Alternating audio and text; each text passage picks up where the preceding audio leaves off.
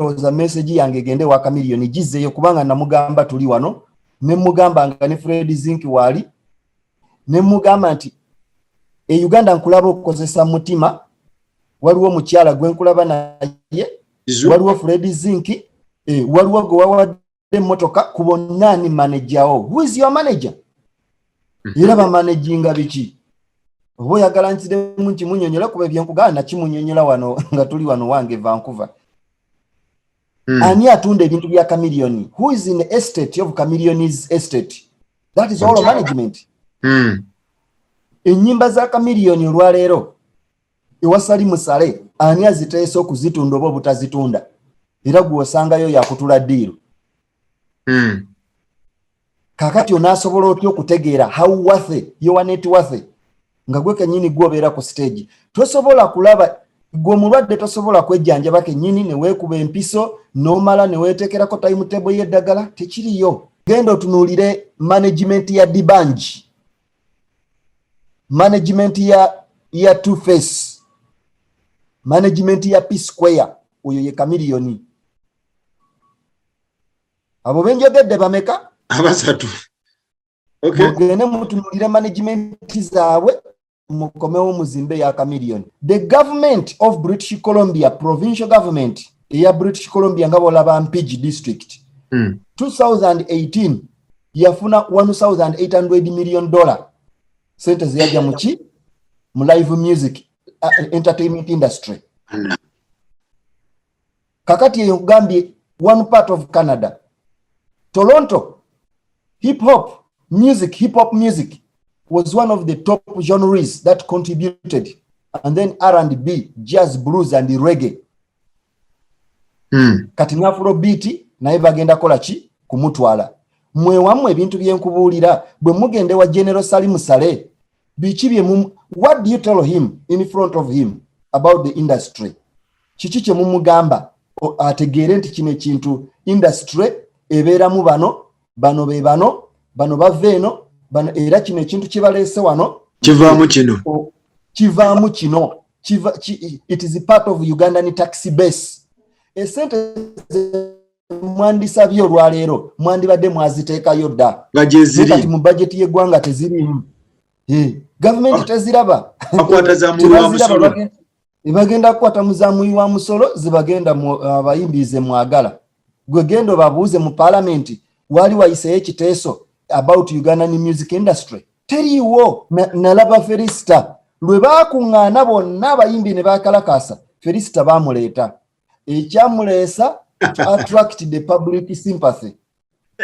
Bwe baafuna sente Felista teyalaba na nusu gyekoze eki mwandirabye kati nga mu abaana abato ne mubeerawo ne mulaba Chameleone omuyimbi ng'awezezza emyaka 75 nga Bob Marley oba nga Oliver Mutukuzi naye ng'ate afuuse lekikyala wa music Fred Sebata n'ekyo kyabasuula managers. Chameleone ayiwe management yonna gy'alina. Assalamu alaikum wa rahmatullahi wa barakatuh. Balamukiza abaganda bange naawe osinzirira okutulaba. Amanya yenze Sakozi Farouk ono oliko gospel live. Tuli Kampala, tusinzidde Kampala, connecting worldwide, connecting live and direct Canada. Tuli Canada ne muganda wange ya Sin M Kiraga. Tubeera naye tugenda kubanga otegereya Sin yani akola biki batamulabangako anyambako wano project zange zemba nkwasaganyoko yambako omusajja ono. So omusajja ono batamumanyi njagala bagamba nti y'omu kuba music expert consultant. Okitegeera consultant ku factor kitegeeza foundation to assist Canadian talents on recordings. Y'omu kuba CEO wa Frontline Records wali ku Frontline. Then y'omu kuba founder ba Africa Decent Festival. Africa Decent Festival yabaddewo Vancouver recently yagenze bulungi omukulu tegeka ebintu ebyo. Agenda tubuli abayimbi be yakatwala okujja wano. Bintu bingi byakola bakenzo bonna Chameleone lagadde bonna bamumanyi omukulu ono. Eba Ghetto Kids. omu batwala abantu okuba ebivulu ebiri serious Canada awo Yasin M Kiraga yali ku Creative BC and managing a sound ebintu bya music so agenda tuba tubulira ebirala twakola omukulu ono berenga tutegeera Yasin sebo assalamu alaikum wa alaikum salaam wekitiibwa nkulamusizza kale sebo nange nkulamusizza era nsanyusa okusanga Vancouver oli Canada side jao woli e Canada ewange Vancouver downtown mbeerera ddala because tojje Canada tobuuza sofuka Vancouver downtown Vancouver downtown nsulira ddala on the heart of the city wali ewange wembeera Vancouver sibeerangako walala nasomera Vancouver kuga nkulidde Vancouver wenkulidde all the time nga emirimu ejjange emitongole gye nsinza okukola wano Canada ndoza I've been working within the government, Canadian Human Rights, United for Human Rights International, and Youth for Human Rights International as United Human Rights International Coordinator. Then okay. When we go to art, I am the founder for the African Descent Society. That organization is called African Descent Society, British Columbia, and the African Descent Festival. So those agencies, we work with the United Nations International Decade for People of African Descent. Canada nkozeeko ku bitongole nga bwe nakugambye already nti nkozeeko oba nkola n'ekitongole kibayita Factor Canada Foundation to assist Canadian talent and the recordings. I worked with the Canada Council for the Arts and music distribution, or what we call foreign artist, touring foreign artist, artist bemulaba basinga obulungi bendeeta wano, and what we call public outreach, promoting local talents and the awareness of those talents, local talents across the country. Right. I worked as a consultant with the BC Arts Council, music and artist management, artist recordings and production, and of course we work with the Factor. Creative BC. Creative BC as a music promoter and adjudicator with the agency to support the live music. So I own a studio here as Frontline Records, as very much on local sound. Promoting of African music and the sounds. Okay. So briefly, that's what I can tell you what I do here. And, I do a lot of music examination, or what you call it, music juries or adjudicators. Things that helping artists to get funding. Examining their proposals and art-based organizations to keep them, to helping them to professionalize, or what you call artist development. So that is my work within the artist industry. Okay. Yeah. Ati kitegeeza Yasin ba artist ba wano. Ba artist kibe wali omitinze kawe Canada oba be wali olesa kawe Canada abali established abategere abalaba ebintu bino byotugenda okwogerako ababimanyi bulungi. Ndesa abayimbi bangi nnyo okuva mu Africa eyo, bangi high profiles. Naye Uganda nakaleeta y'abayimbi Eddie Kenzo. I toured Eddie Kenzo. I toured Eddie Kenzo and the Ghetto Kids about 30 days. They were here in Canada in partnership with Ethiopian Airline and the government of Canada. Second kumuyimbi nga Joseph Chameleone.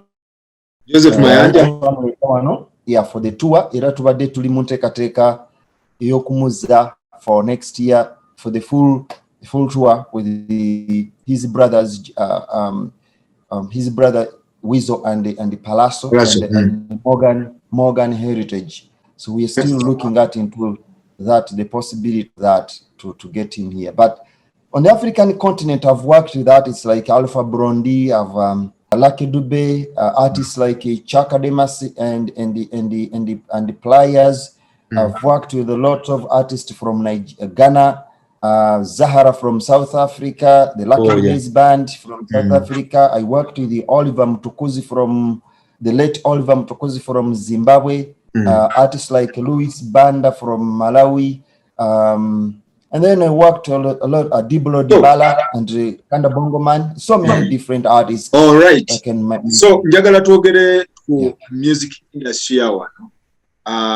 Ngagwe promoter, ngagwe brera music worldwide. Music industry ya Uganda eri kuchi. Abagoberezi ba music ali serious. Oyinza okugamba nti tewali industry. There is no structure of a music industry. Chameleone we yajjao, Eddie Kenzo we yali yazao, Baragadi bajjao, ate bemini bali mu bintu bino. Ebintu bino mutwala omukisa ne mwogerako ku bintu oba abasajja we bajjao mubeera mutuwa na kubanoonyeza bakazi. Ekisookera ddala eno abayimbi abo be bajja eno. Njagala n'okugamba kino wano ku mpewo. Eddie Kenzo bwe yali eno. Twamugamba omukyala aliwa, twagala omukyala omuwase. Nkuwadde entezi, nali muwadde ente nnya. Chameleone bwe yajja eno olwatonya ku kisaawe n'angamba n'essimu ya Mama Danera mukyala wange. Kitegeeza abasajja abo babuvunaanyizibwa. Naye bwe batuuka eno ffe ekituleesa abayimbi eno si music yekka. Tukiyita experience, come see, experience, then you go back and build a stronger industry. Jango olabe, wetegereze, odeyo ozimbe. Era njagala okuyima wano mpe saluti, oba bagita saluti Amani ba student. Yebwe yagenda e Bulaaya omulundi gwe ogwasooka n'akuba oluyimba bye twalaba e Bulaaya. Genda oluyimba oluddemu oluwulirize byannyonnyola oba gyebiri oba tebiriyo. Kakati gwe Munnayuganda ng'oli muyimbi ng'oli mu industry ddayo owulirize oluyimba lwa Amani Basudde bye twalaba e Bulaaya, ojja kuzimba e Uganda olabe nga wateŋŋenya nga Basudde bye yalaba e Germany. So bwe tutyo bwe tuleeta abayimbi nti bwe tubaleeta tuba twetaaga nti balabe, we call it citizenship diplomacy. Nti abayimbi bayamba okubuildinga bridge, okuzimba oluganda wakati wa Canada ne Uganda. Bayamba okuexposinga Ugandan talent e Canada, ate nabo ne balaba bibalabye wano babize Uganda bakole ki bazimbe Uganda. So it's awakening the mindset about what Ugandan think about Canada and what Canadian think about Uganda and Africa in general. Jinsonga lwaki tuleeta aba artist yabo. So Chameleone bwe yajja kansokere ku ye twamutegekera forum, bagita forum on people of forum on African Canadian music. Chameleone mwamulaba ku panel yali guest nga waliwo ebitongole ebya government ebikola mu Canadian Music Industry Association, nga waliwo ebitongole ebyava British Columbia Provincial Government of British Columbia Music Industry, nga waliwo ekitongole ekya Creative BC. Budget ya Creative BC is $150 million budget for live music. So kati live music $150 million.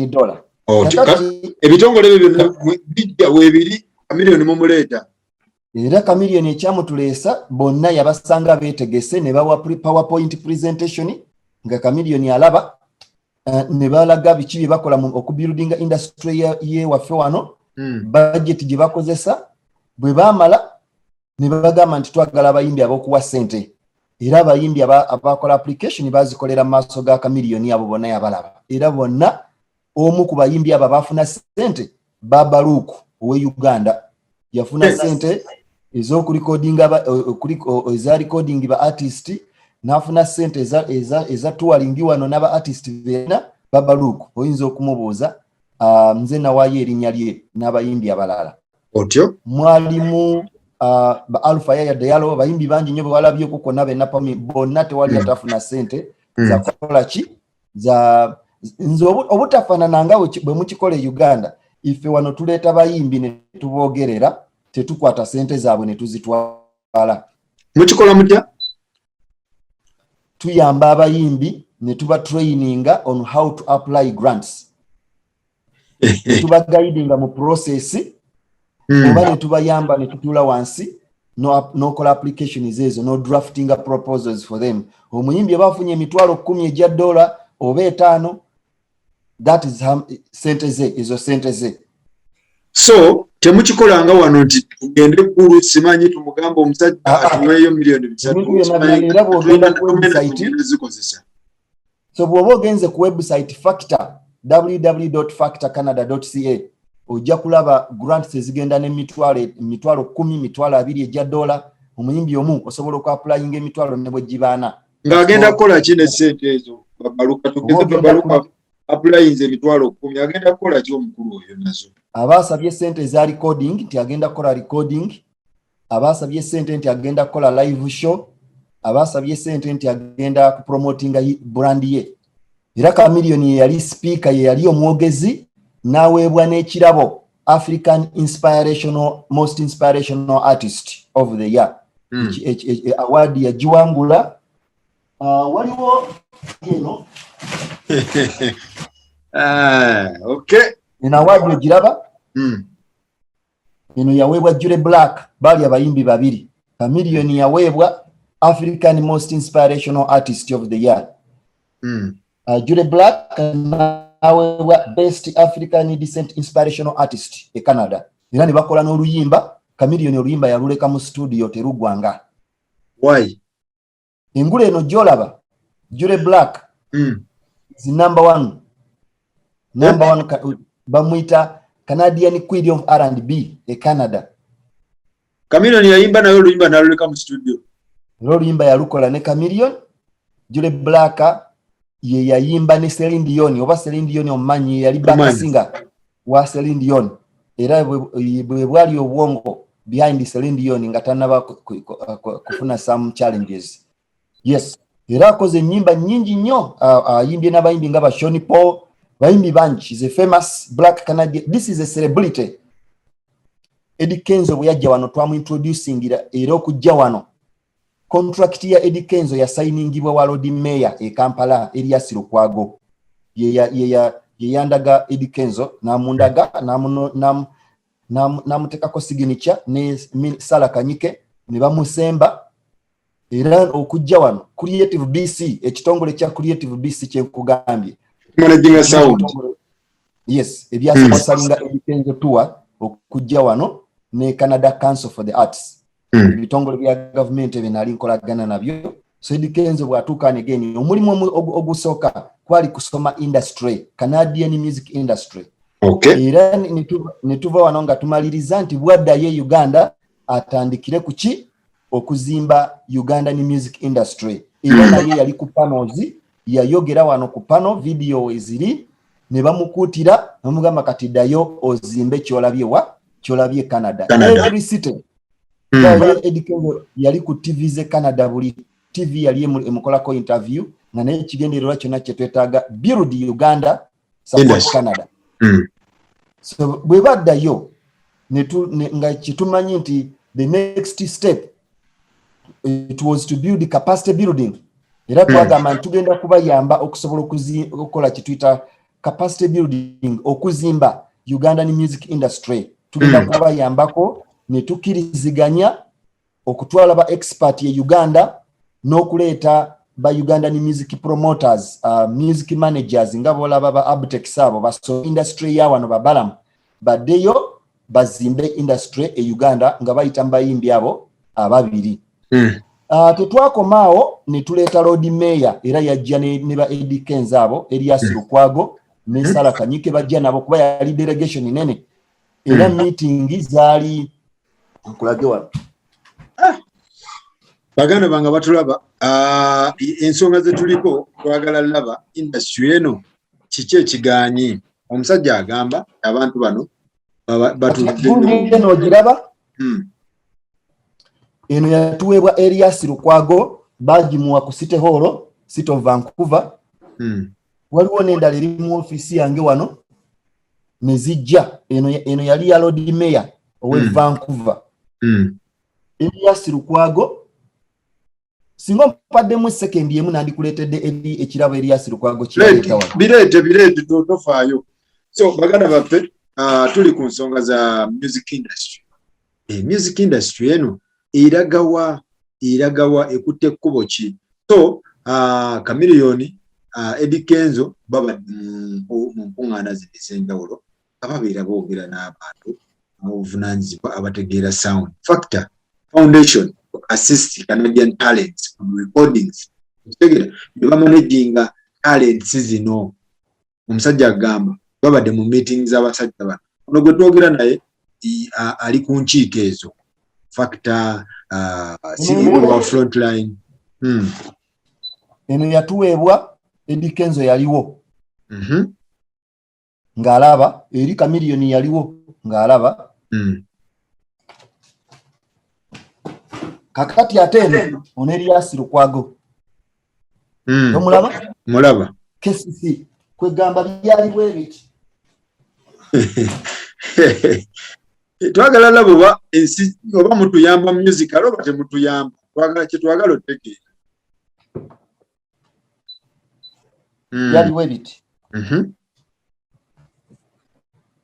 Lukwago Erias Lukwago yawaayo kino ne bawaayo kino meya we Canada n'amuwa meya we Vancouver n'amuwa Erias Lukwago na Lord Mayor n'aleeta eno tour yali Vancouver Kampala Sister City Initiative nga bayita mu art okuteekawo Luganda through art through tourism and music to create a relationship between Kampala and Vancouver City. Abantu bano yes mwabayita kubeera nga balaba industry nga bwetambula bakomyewo bakole mwabaweerako ebikola because oba mwabagamba kugambi baddeyo bakole naye nga temubawadde ebikola mwabaweerako obuyambi anti kakati kyetwali tukola kwe kusooka okukwata industry wano okuzimba relationship n'abayimbi abo era bwe wabeera nti obuyambi bwaliwo obuyambi bwali luddawa Factor Canada yali yeeyamye okusupportinga betuyita music managers event managers artist representative nga bw'olaba Martin akulira Buza Martin twamuweereza na application ne mugamba apply the grant apply the fund as much as you want. Martin Beta manager wa Kenzo gundi nenzimu yes nenzimu azonna Cindy yenyini Cindy omumanyi Uganda Musician Association memuweereza email ng'eriko buli kimu kyonna kyetuyita music industry ne report zetwakola on how to build a music industry. Reporting aziraga how does the music industry generate revenue and who are the participants within the music industry and how do we research the challenges within the music industry and present these issues to the policymakers. Cindy yakikola Cindy teyakikola Cindy yangamba nti ajja kunziramu Chameleone yava wano nga tukoze agreement ne manager we gwe bayita Fred Zink nga bagamba nti bagenda kuteekawo n'ekibiina ekigatta abayimbi bonna Federation of Ugandan Musician Association. Chameleone idea yali ali nayo kuva wano ne mugamba bwe nalaba ng'okikoze ngenda kuvaayo nkuwe energy yonna n'obumanyirivu bwenyina bwombulina so much naye saalabawo progress wabula mbadde njogera nnyo ne Eddie Kenzo era nga nkimubuuza kiki kyayinza okukola ye nga superstar atambudde kuba Eddie Kenzo is a superstar erinnya teyetuuma buyetuume Fe tubalinamu ebika bw'obookebera kye tuyita superstar balimu ebika. Waliwo superstar A, superstar class B. Era tubarankinga ne ssente zaabwe ziba za njawulo. So bwe tujja okugula music abayimbi eyo waliwo bye nawulidde nti oba gundi superstar. A superstar has international performance standard fee. Ye Kenzo. Bw'ondeetera Wizkid nkugamba nti ssente meka? Class A mitwalo 7. Okay. Eddie Kenzo ebiseera ebisinga otera balabanga ku billboards e New York eyo. Balina classes. N'ebyo kizibu nnyo okubikunyonyola wabula ba superstar nabo bali mu class. Bali mu class. Obaga nti Diamond kati Harmonize nyizo okuba nti is a superstar naye ng'ate bw'okebera ku chat ng'era ojja kumusanga awantu naye ng'ate ojja kulabayo abayimbi bomumanyi wamwe ba superstar nga tebakola ki nga oba ndeetera wano I tell you kati Chameleone is a celebrity, super celebrity, but what makes him a celebrity is the brand. Singa badde ne manager professional manager nga si mukwano gwe amugambe yotogendayo nze nyina okukola ki okugenda njagenda we will go to represent the brand, your brand to present your needs to General Salim Saleh yotona gendayo. Ragadi era management yandi mugambye nti nedda tukyatunula mu nsonga zino tumala okuzetegereza oba ekibiina kino kiriwo makubo matuufu baki. Why? It may destroy the whole brand. Omuyimbi yennyini bayinza okumukubira eyo oba ne bamugamba nti yeemu ku bantu ababba ssente brand eba ekoze eki eba eyiika. Kakati abayimbi Chameleone ayina international manager Freddie Zink abeerawo Canada. Kyendi mukunyonyola Freddie Zink. Kakati nawe soko era ndowooza message yange egende wa Chameleone gizeeyo kubanga namugamba tuli wano ne mugamba nga ne Freddie Zink wali ne mugamba nti Uganda nkulaba okukozesa mutima waliwo omukyala gwe nkulaba naye waliwo Freddie Zink waliwo gwe wawadde emmotoka ku bonna ni manager wo. Who is your manager? Era bamanaginga biki? N'okwata mikwano gyo mukwano gwo n'omugamba oba mukodomiwo beera manager wange. N'okwata yakuwadde ku ssente gyo naawe beera manager. You destroyed the artist career forever. Bebantegeera bamanaging bebantegeera kubanga kiringa ng'ogamba nti nze nfuuse president Faruku tovuganga ku motoka gw'ojja okunvuga igwe naawe toberangako president omukulembeze waffe bwatu bwe yakola olumu kikwatayo olumu nekitakola ki simuvumirira naye oyinza okukola ekintu ekigenda okusaanyaawo obulamu bwo bwonna. Ekimusumbuwa Chameleone kuba kati gwono mukwano gwo omumanyi ekisumbuwa ageze Chameleone kiri ekintu kimu nti kubanga Uganda ne bw'omutegeka olwaleero ojjuze ekisaawe ne kijjula si bwe kiri. Naye genda olabe ebifaananyi ebimuwandiikibwako bye baposting about him bye bamwogerako. Ayina website, ayina Facebook page, ani abimanaginga. Kati ekisigadde ekintu ye kyalyako kye bayita obufiseewo ku brand naye tatalya ku brand yennyini. Okakasa alya ku buno nti omuyimbi uno twamulabye bamuyita Jose Chameleone ne mukola ki naye kati ate bw'ogenda genda otunuulire platform ya Diamond. Diamond bw'ajjeewa mwe yagamba nga bamuleese kuba kitani bagitani comedy store Kampala State Festival. Negomba nnyo Dr. Jose Chameleone. Lwaki yakyogera? Kakati genda otunuulire Wasafi. Abayimbi bameka be producinze nga under Wasafi Records, Wasafi. Lion Island yetadde bameka, Lion Island. Record label eriwa. Chameleone yalabika ddi mu society. Nibwo yite Kampala omusangawo. Nibwo kuba essimu yaga nti Chameleone wuyo akoze eki? A celebrity is a sensational artist. Talabika nti omugwiride olide. Tamala gavayo mu media. It's a celebrity lifestyle. Is a inspirer within the society. Kakati ate ngamba nti aba artist bennyini abandi badde mayumba gabwe mu local down. Oba abandi badde mu media. Oba abandi badde ku street nga bekalakasa ate be bagenze ne batuula wansi w'omuntu eyandiza okubalaba. Credibility of celebrity is lost completely. Sure. Kubanga n'omuntu abadde akulaba mu paaka nti asajja ntubadde naffe tulowooza nti bali bulungi naye ate be batusinga okuba obubi. So celebrity Fred Zinc olinga ngamba Fred Zinc takoze mulimu gwe oba mutima obani yenna ali ku ba manager Chameleone talina management. Vaawo. Alina mikwano gye ne babadies.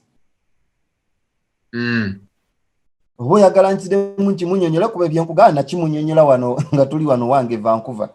So Chameleone is a big artist. In actual sense, management otuukayo n'ogamba nti ani gwe ndiringa naye. Taliwo. Ani gwe ndiri omutima n'akugamba nti nze nkola kubya motoka. Olina kugamba nti nze Lion Island, omulala n'akugamba nti Fred Zinc. How do they cooperate to take Lion Island as a band? Kati ekya band kijeewo. Omuyimbi tobeera muyimbi because of the band. When we say the brand, ani atunda ebintu bya Chameleone? Who is in the estate of Chameleone's estate? That is all management. Enyimba za Chameleone olwaleero ewasali musale ani aziteesa okuzitunda oba obutazitunda. Era gwe osangayo yakutula ddiiro. Kakati onaasobola otya okutegeera how worth your net worth nga gwe kennyini gwobeera ku stage. Tosobola kulaba gwe mulwadde tosobola kwejjanjaba kennyini ne weekuba empiso n'omala ne weeteekerako timetable y'eddagala tekiriyo. Kyekyatekesebwawo professional management. Kati e Uganda you have management syndrome. Abantu bangi buli omu ayagala okubeera manager. Nze manager wa gundi, nze manager wa gundi, nze manager wa gundi naye omubuuza what is music management is all about. Nga tamanyi. So wane waffe kyetuteekesawo program. Justin Bieber bakikola batya kuba goli Canada. Justin abeerawo Toronto mubamanyi bano ba Emmanuel Jja babeerawo. Bakikola batya? Kakati kankuweko Emmanuel Jja. Kubanga ye oyinza omuntu yenna ayinza omutegeera amangu. Emmanuel Jja management ye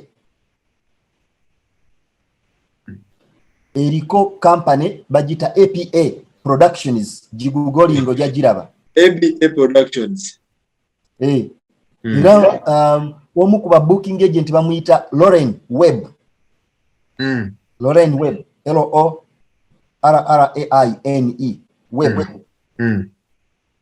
Neberako a British promotion and production company. Abamukolako be baali bakola ku Kenny Rogers. Holiday. Omukyala bamuyitaani Tania. Big British event promoter and artist manager.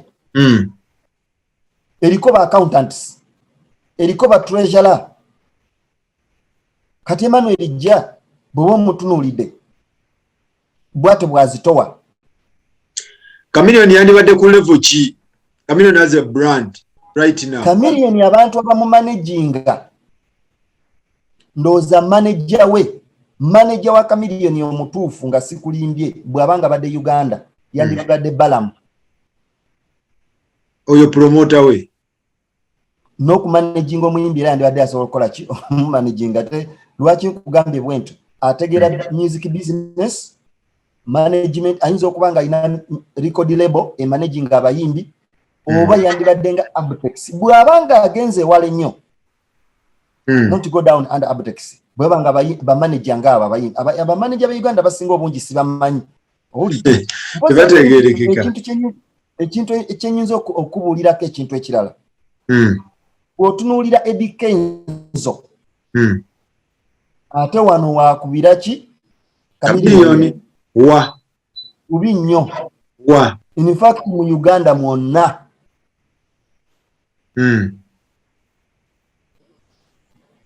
omumanager amumanaginga mugezi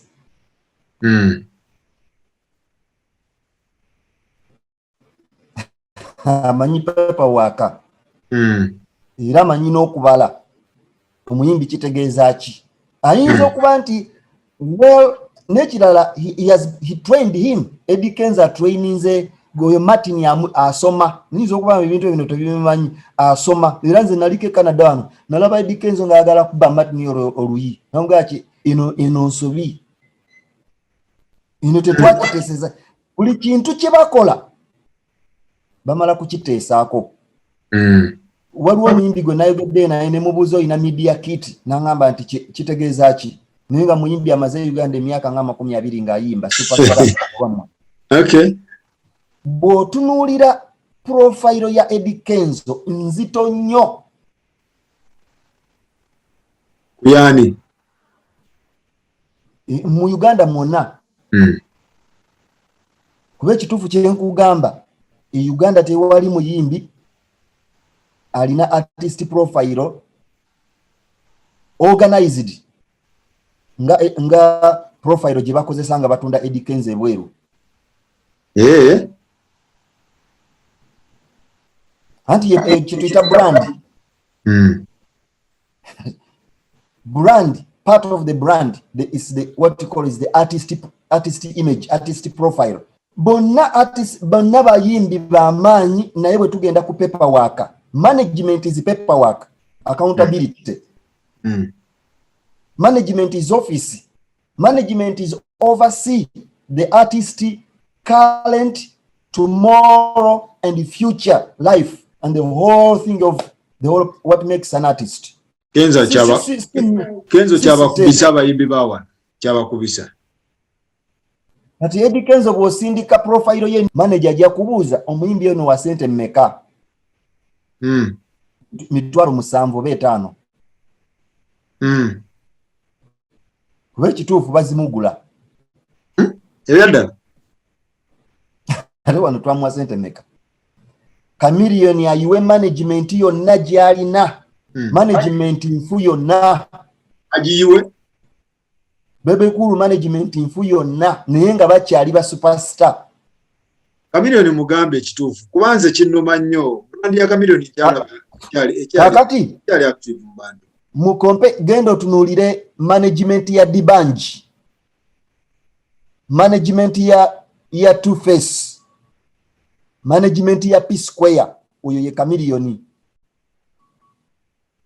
abo benjogedde bameka abasatu okay mugende mutunuulire management zaabwe mukomewo muzimbe ya Chameleone naye ebyo byonna ebyaliko ebyo alinga yaleeta abasindisi b'emmotoka bamuyambeko okuvuga emmotoka naye nga siba pilot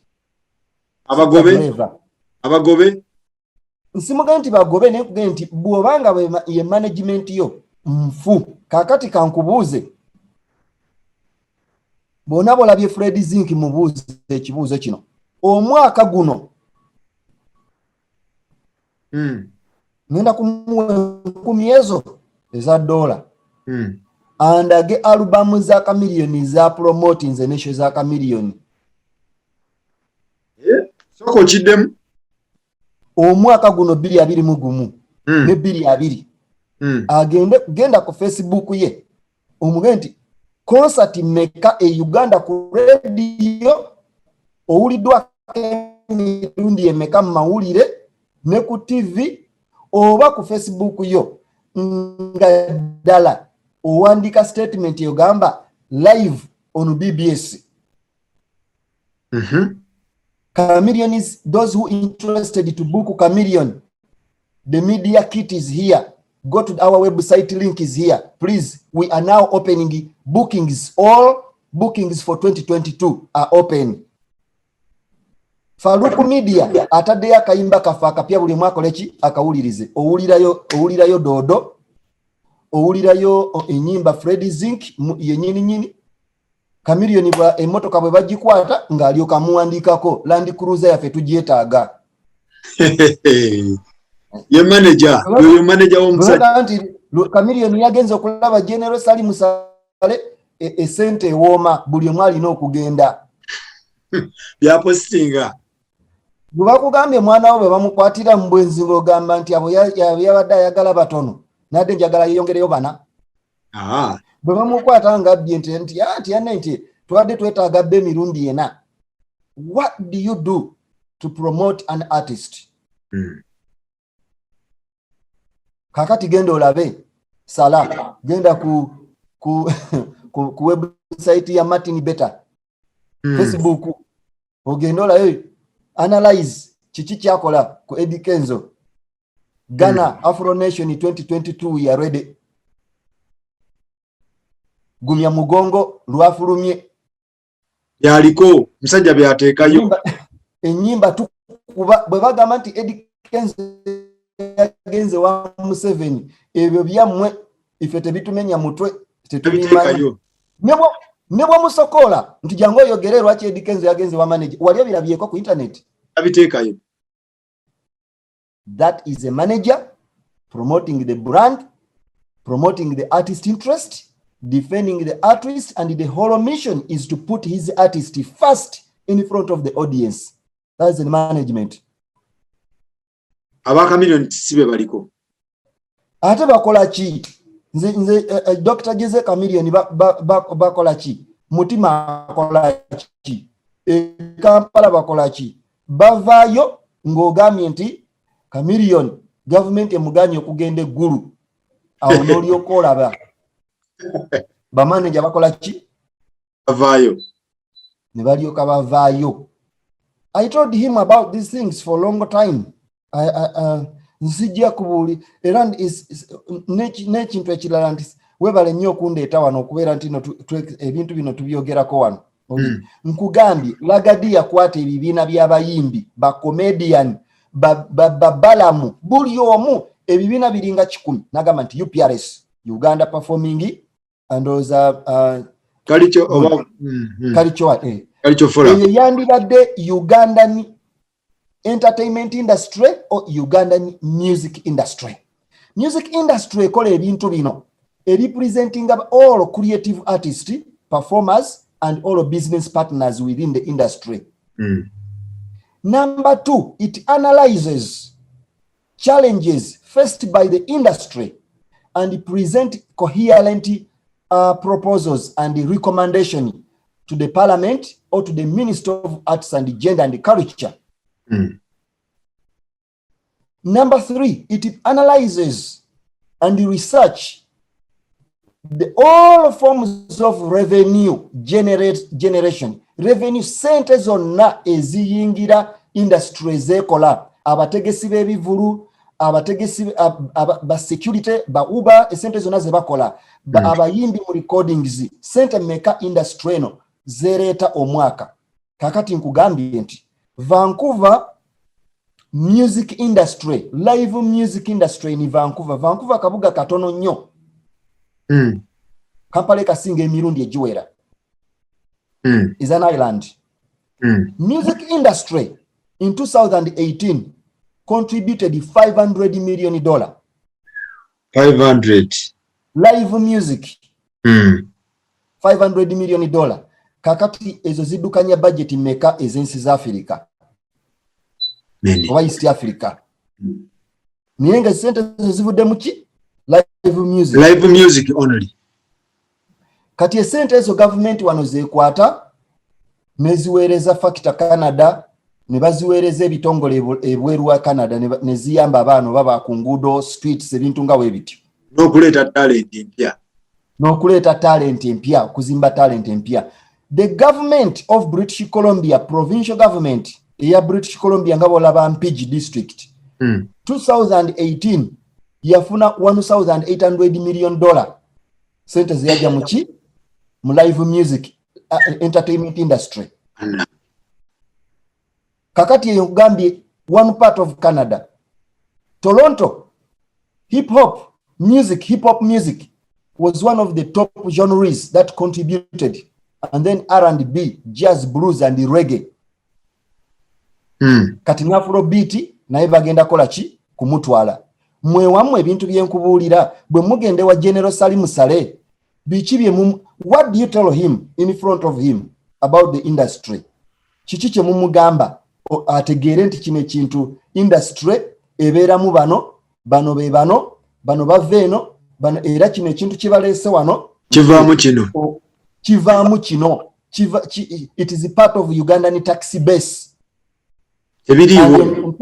Ugandan tax base, the music industry contribute 3% of the tax revenue. Then musician as a music industry can request back maybe 2% and then return back to take care of the relief of the musician. A sentence mwandisabye olwaleero mwandibadde mwaziteekayo dda kati mu budget y'eggwanga tezirimu. Government teziraba akwata za muwi wa musolo bagenda kukwata muzamuyi wa musolo zibagenda abayimbize mwagala gwe gendo babuuze mu parliament wali wayiseyo ekiteeso about Ugandan music industry teriiwo is not there. Ate kino kye mwataddewo is an association. Ate sente bwe zivaayo ate mwekennyini mwe muzeegabanya tezituuka Kampala bagamba Kiweewa yatutteko gundi yatutteko neyesibidde mu hotero n'azitwala. Then where is the Felista Wanseri ku ground tafuna nalaba Felista lwe baakuŋŋaana bonna abayimbi ne bakalakasa Felista baamuleeta ekyamuleesa to attract the public sympathy. Bwe baafuna sente Felista teyalaba na nusu gyekoze eki yekutte. So bwe muteekawo Ugandan music industry eteekwa okuba nga yeetongodde nga it is an eye overseer batunula mu media bayinayo sente ze bawa ba journalist batunula mu bloggers bayinawo fund era bw'otunula ku website yaabwe apply the fund blogger togendayo music recording apply album launch apply recording production apply touring international tours ebyo byonna birina okuba nga music industry yerina sente olaba Factor Canada Foundation to assist Canadian talent on recording. Kati ate ffe tetuddukira wa minister tetuddukira wa general tumanyi wawe tulokola ki we tulaga mugenda wali ku mutimbagano nti US. Yes. Ngenda kutuwalinga nyina sho 15 sente nzisangawo nga bazitaddewo. Emmanuel Jaina 25 kwetolola Canada esente zibeerawo. Kubanga industry ziva waggulu mu government ne zikeera minister alangirira n'agamba tutadde obukadde 75 obwa dola mu Creative BC z'abayimbi live music. Ate ewa general bono nayo ki naye ekyokubeerawo tubeera ne report ze tukola. Annual report. A music industry must produce the annual report which describe the structure of the entertainment industry, the revenue generated within throughout the year, the challenges faced by the industry, the opportunities faced by the industry, the threats faced by the industry, and the future. And then they present it to the minister, and then the minister presents that to the budget. He brings it on the parliament as part of the bill. Era sente budget we bagisoma nga mugamba entertainment industry kiki kye yafuna. Film production ba artist bo bafunira wakakati awe mugamba nti sente zamwe ziri guru gye bazitwala. Emugenda. Ne kakati muyinza okuba mugende guru ngoli ye yagenda n'agamba ne muntemereyo kye muntemera abasajja bano nganda babali bubi. Najjayo n'abawa. Ekyokubiri, it may sound political but oli ayinza okuba nga badde tategeera industry bwefaanana nga tebatuufu mu budget yaabwe babadde tebagiteekamu bagenda okulaba abayimbi bavuddeyo balamuza ntebe ya bwa president. Abayimbi bavuddeyo bafuuse b'MP. Abayimbi bavuddeyo batekinga ba ministers bonna down. N'abuuza bebaani. Lwaki tetuba creatingirawo akantu akaba monitoringa? Tusooke tubategeere. Bwe tunaba tumaze okubategeera bafuuse threat in politics. Omuyimbi kintu kya bulabe nnyo okuviira ddala ku mirembe gy'aba Napoleon Bonaparte mu by'obufuzi. Ne ba Mussolini. Artist Fela Kuti Nigeria yafuuka ekizibu. Bob Marley yafuuka eki? So omuyimbi kasita joining eby'obufuzi aba afuuse a big threat for the government. Era basala amagezi gonna mu bunambiro okumukkakanya. Kakati erinde etteeka erinajja erikwata ku music. Okay. Yasin neyanza nnyo neyanzi. Yasin nja neyanza nnyo neyanzige. Nja kufunanga tubere nga tudiscussinga ku industry. Abantu bategeere ebintu ebigenda mu maaso. Ekituufu kiri nti management z'abayimbi baawo ezitegeerekeka. Omuntu ayagala nnyo okweyita management nfu mu samale. Abayimbi tebalina ba manager, balina mikwano gyabwe, balina babbaabwe, balina bantu bababanja, bakazi baabwe, balina bakyala baabwe bakola ki ne babeera ba manager. They are not professional. Era abantu abo bakoze kinene nnyo okutta abayimbi bonna okubasaanyaawo. N'ogula emmotoka kamunye mpya, sendi n'akugamba nti emmotoka giwe kasuku yagisobola okugivuga. N'ogamba nti nti Yasin muganda wange bwe twali yonka kagikwatemu. Omupiira tekuli, langi ekulubuse. Ebintu kakati ba manager be mulina ewammwe beebo. Ba producer be mulina mubeebaze nnyo. Ba producers ne record labels ze mulina ewammwe bakoze omulimu okuproducinga music wa Uganda. Abasinga bakoze nyimba ezicrossing city alosi, nyimba za Chameleone zonna oziwulidde all over worldwide. Naye nga brand efa ate efa Faruku mwandirabye kati nga mu abaana abato ne mubeerawo ne mulaba Chameleone omuyimbi nga wezeze emyaka 75 nga Bob Marley oba nga Oliver Mutukuzi, naye ng'ate afuuse lecturer wa music Fred Sebata. N'ekyo kyabasuula managers.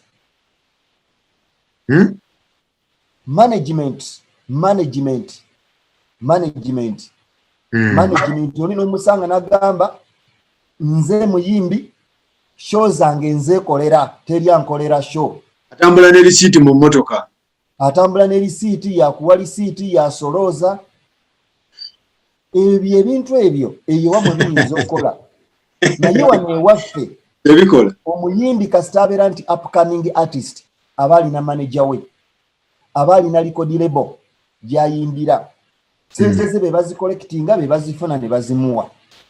Kano abayimbi kagate ewammwe mu kitereeze muteekewo structure nga gye principal organizational structure of Ugandan music industry.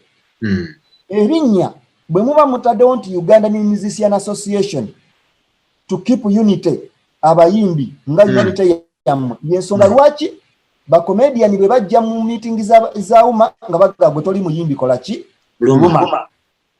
Inclusive is important within the music industry. Nigeria bwe ngenda ne mbukinga Wizkid oba Davido okumuleeta wano, esente bwe zibanga size ezo zayagala nga Yasin nkwagala nnyo naye twala mu Tekino wali naye Rubavu ng'akusindikiriza Tekino agasooka owulirizeemu nze lwakuba nafulumiza eri alubamu naye Tekino naye mubi ng'amupushinga ng'ogwa mu Tekino.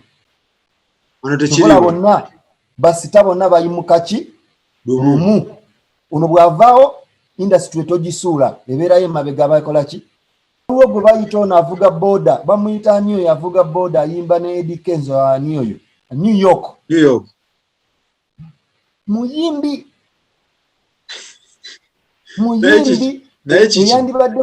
eyandibadde ku ddala lya Harmonize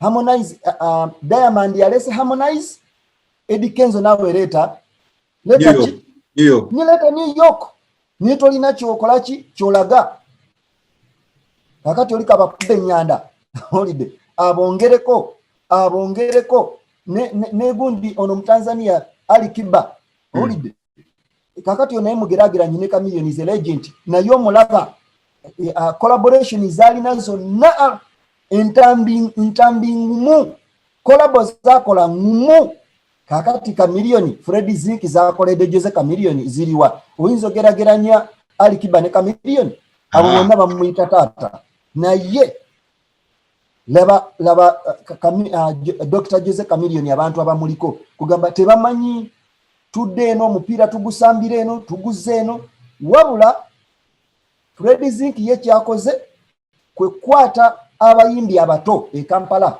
ayina abateeka waggulu wa Chameleone balabika ku international chart oli omuyimbi oba omwezeewo Yasin kitegeeza nti Chameleone tumuwe credit kubanga ebbanga lyonna lyabaddewo nga ne management ate erina credit nnyo Chameleone in music success njagala nve wano nga nkikugambye si lwakuba bamanager credit oyinza giwa omuntu ogu balamu kubanga wamuwuliranga nnyo ne Kyagayaga abo baali batuufu era singa Chameleone yatambula ne Kyagayaga singa bali wala